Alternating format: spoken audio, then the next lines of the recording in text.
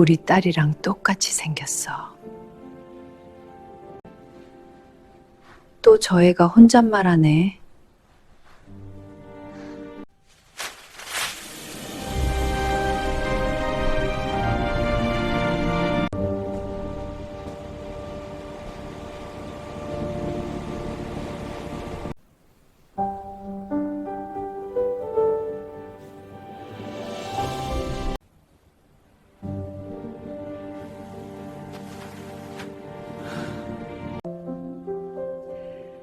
전화 왔구나.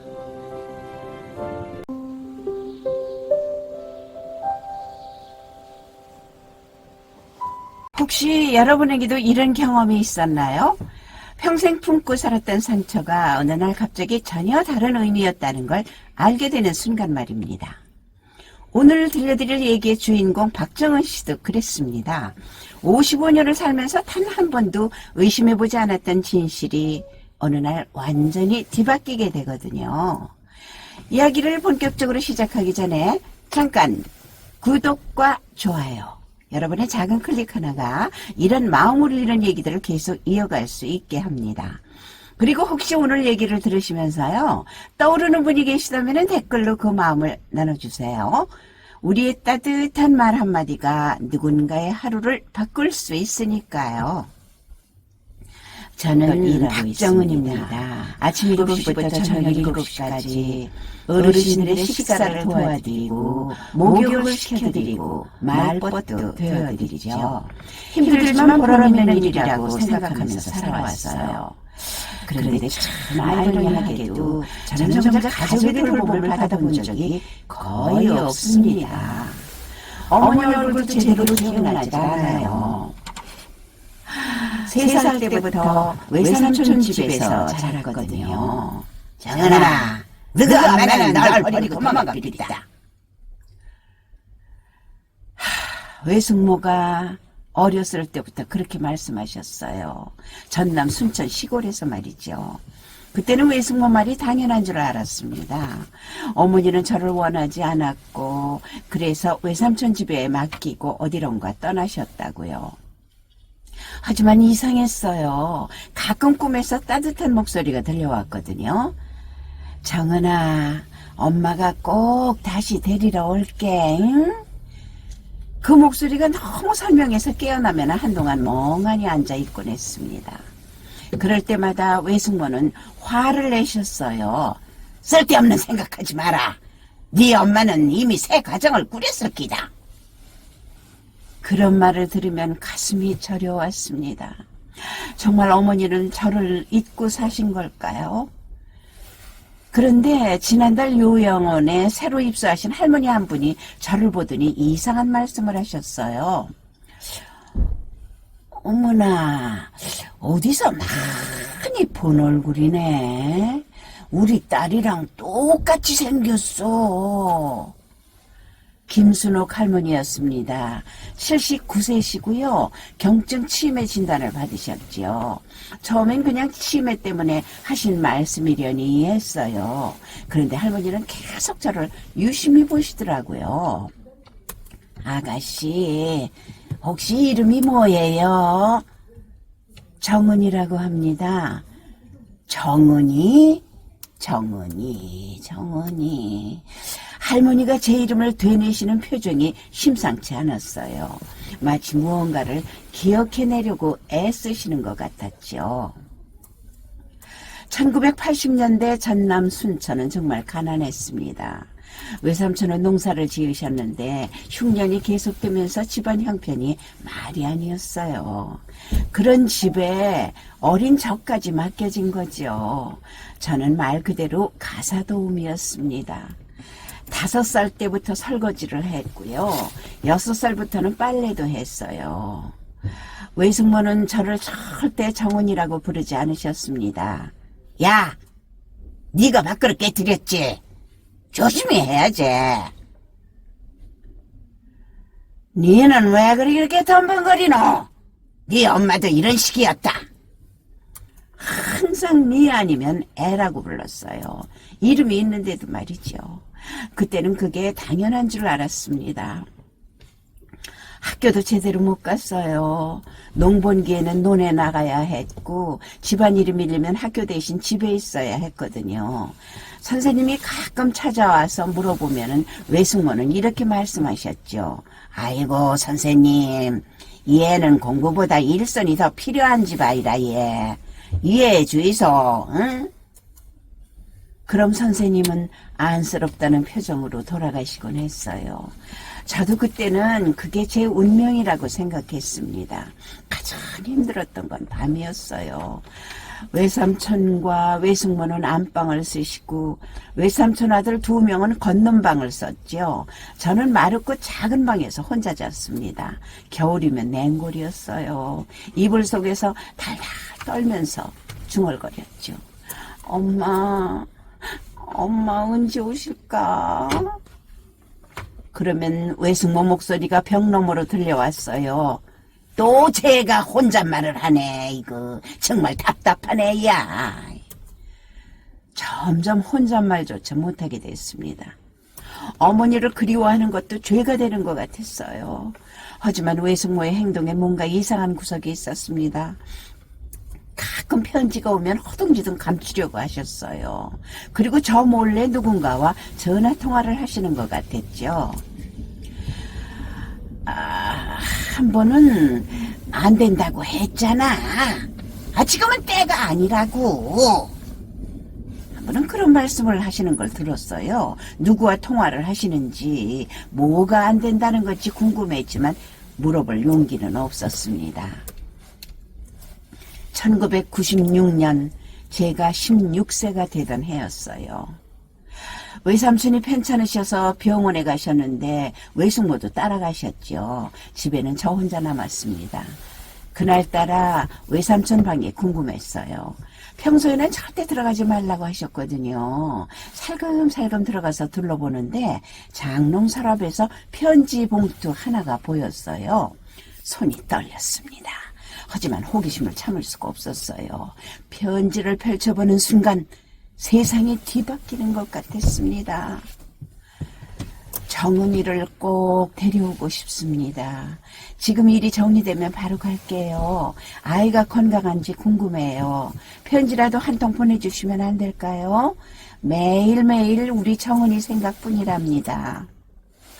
편지 끝에는 송미영 올림이라고 돼 있었어요. 어머니 이름이었습니다. 편지 날짜를 보니까 제가 외삼촌 집에 온 지 2년 후에 쓰인 거였어요. 가슴이 쿵쾅거렸습니다. 어머니는 저를 버린 게 아니었어요. 데려가려고 하셨던 거였죠. 그럼 왜 못 데려가신 걸까요? 편지를 다시 읽어보는데 갑자기 외숙모 목소리가 들렸어요. 뭐 하는 기야? 깜짝 놀라서 돌아보니 외숙모가 문 앞에 서 계셨습니다. 얼굴이 하얗게 질려 있었어요. 어서 내놔. 그건 네가 볼 게 아니여.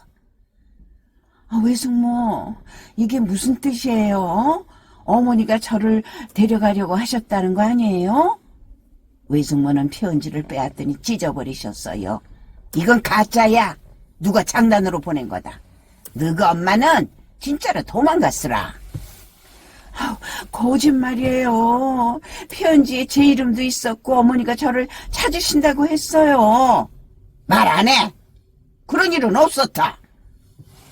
외숙모는 소리를 지르셨습니다. 그런 모습 처음 봤어요. 평소에는 냉정하셨는데 그때는 당황하고 계셨죠. 편지는 이미 찢어져서 바닥에 떨어졌지만 저는 그 내용을 잊을 수가 없었습니다. 특히 편지에 적혀있던 주소가 기억났어요. 전북 전주시 덕진구라고 돼 있었거든요. 그날 밤 저는 이불을 뒤집어 쓰고 울었습니다. 기쁘면서도 분했어요. 어머니는 저를 버리지 않으셨어요. 그럼 지금도 저를 찾고 계실까요? 1997년 봄, 저는 17세가 되었습니다. 더는 외삼촌 집에 있을 수가 없었어요. 편지일 이후에는 외숙모는 저를 더욱더 감시를 하셨거든요. 니는 어디 가지도 말고 집에만 있어야 한다. 마치 죄인 취급이었어요. 그런데 왜 저를 붙잡아 두려고 하시는 걸까요? 제가 나가면 안 되는 이유가 있는 건 아닐까요? 어느 날 밤 결심했습니다. 도망가기로 했어요. 편지에 있던 주소를 찾아가서 어머니를 만나보겠다고요. 새벽 4시 모든 사람이 잠든 틈을 타서 집을 나왔습니다. 가진 돈은 고작 2만 원. 그동안 모아둔 용돈 전부였어요. 순천역까지 걸어가서 부산행 기차를 탔습니다. 전주로 바로 갈 돈이 없어서 일단 부산으로 간 거였죠. 기차 안에서 무서웠습니다. 혹시 외숙모가 저를 찾으러 올까 봐서요.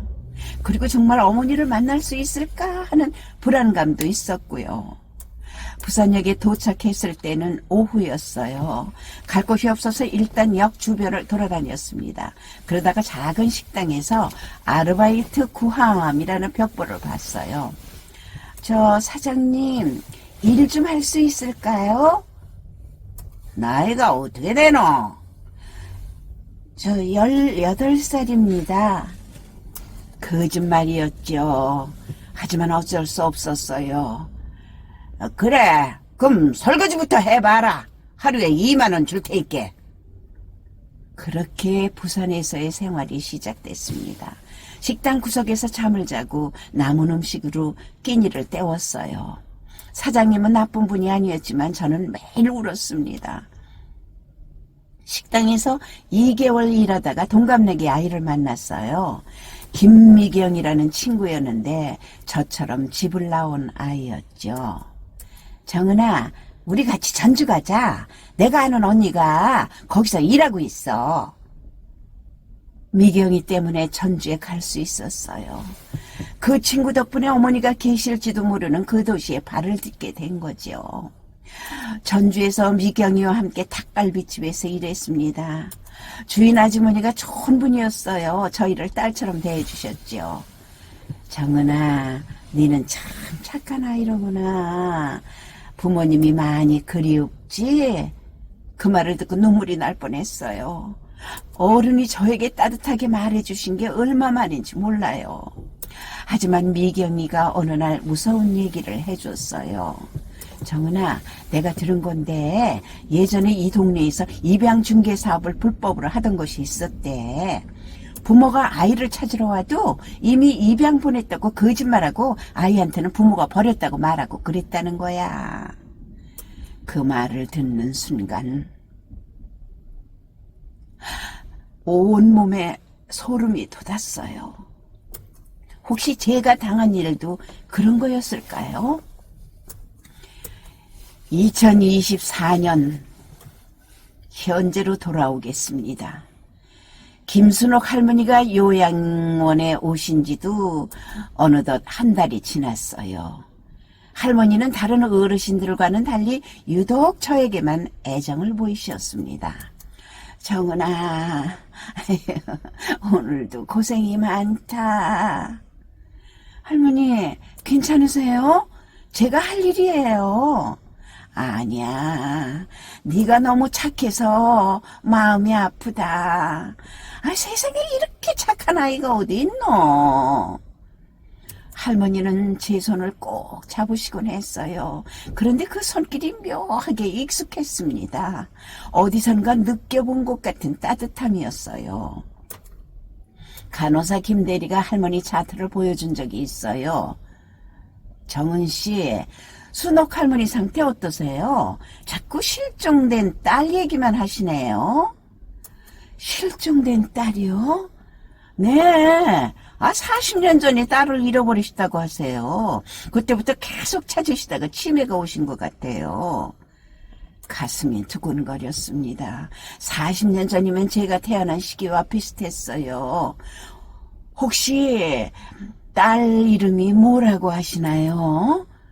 글쎄요, 정확히는 모르겠어요. 가끔 정은이 하시긴 하는데. 그 순간 머리가 하얘졌어요. 설마, 정말 설마일까요? 그날 오후 할머니 방에서 이상한 일이 벌어졌습니다. 할머니가 침대 밑에서 뭔가를 꺼내고 계셨거든요. 할머니, 뭘 찾으세요?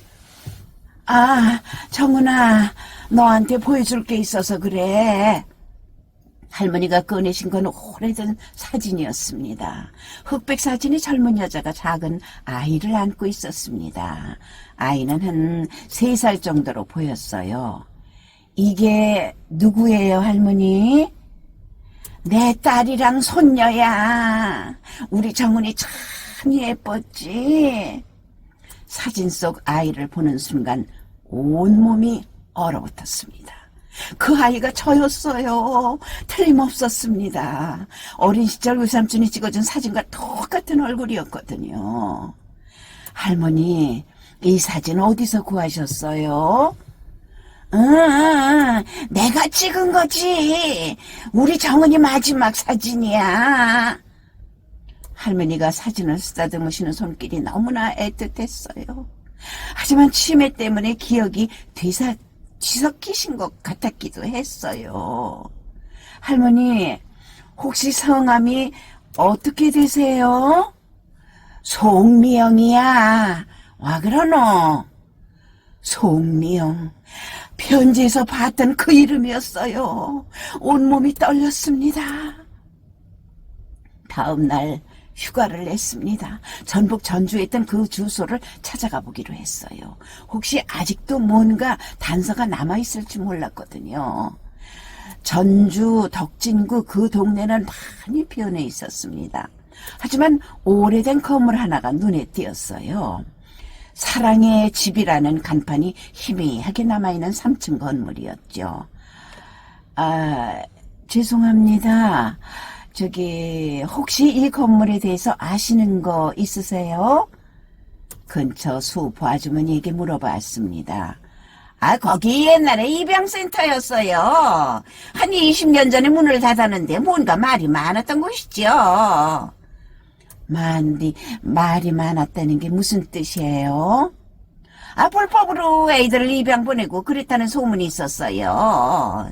부모가 찾으러 와도 이미 입양 보냈다고 거짓말하고 말이에요. 아유. 지금도 그때 센터장 아들이 동네에 살고 있어요.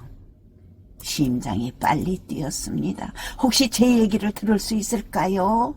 소포 아주머니가 알려준 주소로 찾아갔어요. 40대 중반의 남자분이 나오셨습니다. 안녕하세요. 저는 박정은이라고 합니다. 혹시 옛날 사랑의 집 입양센터에 대해서 여쭤볼 게 있어서요. 그분 표정이 어두워졌어요. 그 얘기는 왜 하세요? 제가 그때 그것과 관련이 있을 수도 있어서요. 1983년도에 태어났는데 들어오세요. 이상준이란 분이었어요. 차를 한 잔 따라주시면서 말씀하셨습니다. 우리 아버지가 그 일로 평생 괴로워하시다가 돌아가셨어요. 불법 입양 중개를 했거든요.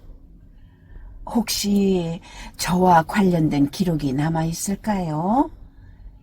이상준 씨가 서랍에서 낡은 장부를 꺼내셨어요.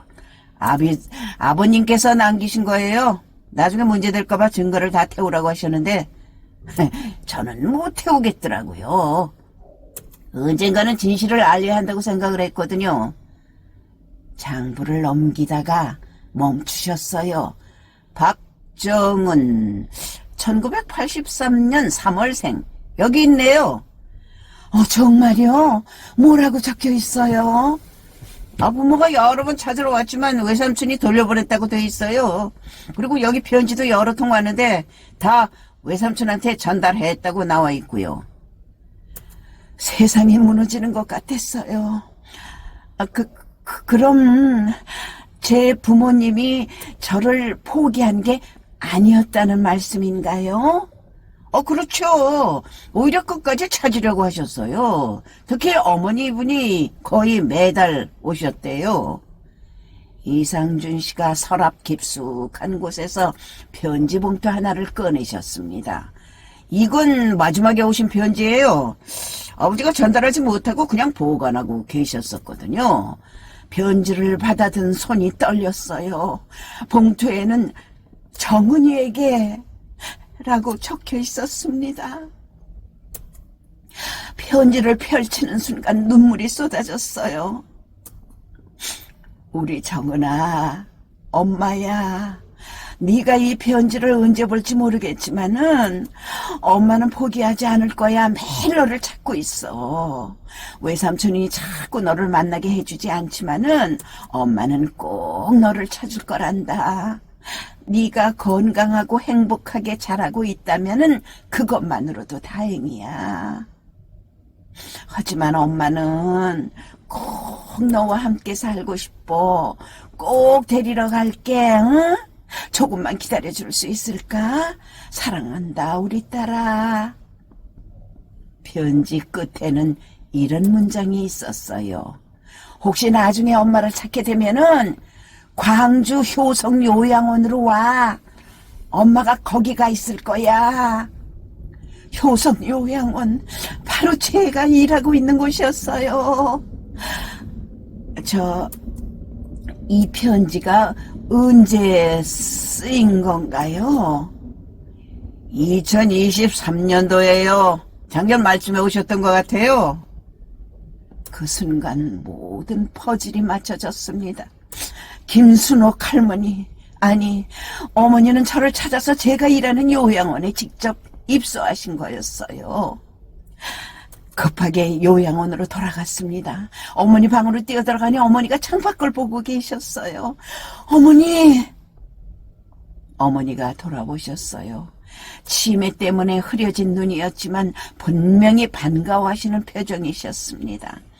정은아, 왔구나. 네 어머니, 제가 정은이에요. 우리 정은이가 이렇게 컸구나. 엄마가 못 알아봐서 미안하다. 어머니가 제 손을 잡으셨어요. 그 손길이 꿈에서 느꼈던 바로 그 따뜻함이었습니다. 어머니, 왜 이제야 만날 수 있었을까요? 엄마가 바보였어. 외삼촌 말만 믿고 있었지. 네가 커서 혼자 살 수 있을 때까지 기다리라고 하더라고. 어머니의 기억은 희미했지만 저에 대한 사랑만큼은 여전히 선명했어요. 정은아, 엄마가 너를 버린 게 아니야. 너를 너무 사랑해서 매일매일 찾았어. 알고 있어요, 어머니. 이제 알았어요. 그날 밤 저는 어머니 곁에 있었습니다. 55년 만에 처음으로 어머니 품에서 잠들었어요. 다음 날 아침 저는 순천으로 갔습니다.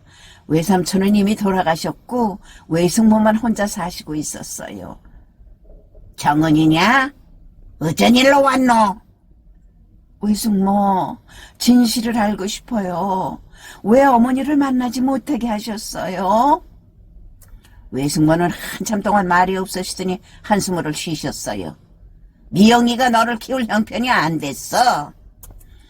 그때는 정말 가난했거든. 우리라도 키워주는 게 낫다고 생각했지. 아이, 그래도 어머니가 찾아오셨을 때 만나게 해주셨어야죠. 나도 잘못했다는 거 알아. 하지만 그때는 그게 최선이라고 생각했어. 용서할 수는 없었지만 더 이상 따지고 싶지도 않았어요. 이미 너무 많은 시간이 흘렀으니까요.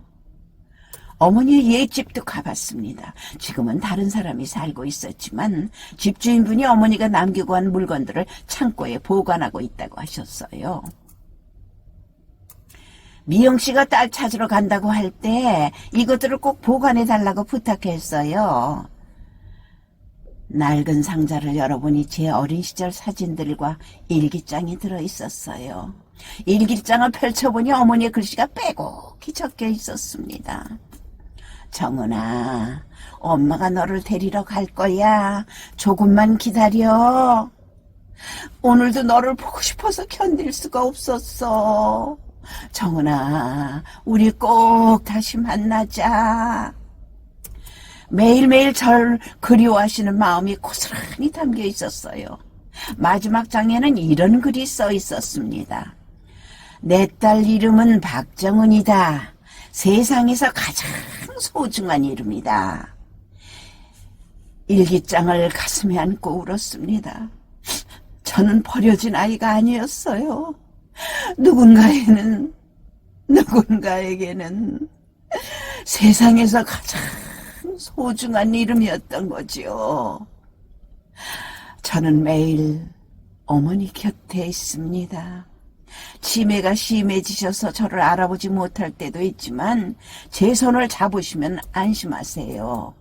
정은아, 어디 갔었노?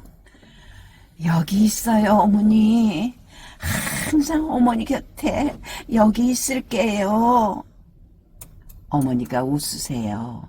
그 미소를 보면 지금까지의 모든 아픔이 사라진답니다. 어제는 어머니가 제 이름을 부르셨어요. 정은아, 네 어머니, 고맙다. 아니 뭐가 고마우세요. 내 곁에 있어줘서. 55년 동안 버렸다고 생각했던 저였지만요. 사실은 누군가가 평생 찾아 헤맨 소중한 존재였습니다. 때로는 우리가 모르는 곳에서 누군가가 우리를 그리워하고 있을지도 몰라요. 포기하지 말고 서로를 찾아가는 용기, 그것이 진짜 가족의 의미가 아닐까요? 여러분도 혹시 잃어버린 누군가가 있다면 포기하지 마세요. 사랑은 시간과 거리를 뛰어넘어 결국 우리를 다시 만나게 해줍니다. 여러분은 이런 상황이라면 어떻게 하시겠습니까? 네, 지금까지 성우 이경자와 함께 했습니다. 다음 시간에 우리 또 만나요.